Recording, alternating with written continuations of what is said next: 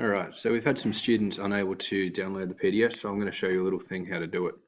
So we log on to our Google Classrooms, we open it up, we go into our thing. Up the top here, there's three little dots. We open up the little dots and we go open a new window.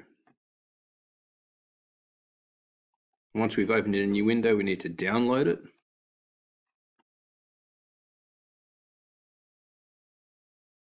Once we've downloaded it, we can open it, but we'll need to open it up into our folder.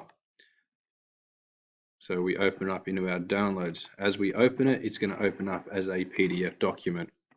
What we can do with this document is we can read all of the information, and anywhere there's a blue box, we can put in information or anything like that. So we can enter text. So we can write whatever we want. Once we've done that, we can then save it. We can close that down and we can go back to our Google Classroom and we can add or create. So we can link the file back over to it. So we can select the file, Roles of a Designer, we can open that and we can upload that. Once we've uploaded,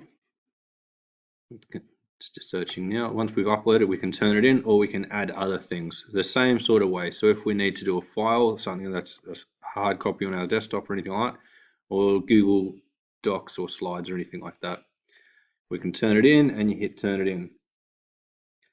Once you hit turn it in, your teacher can see it.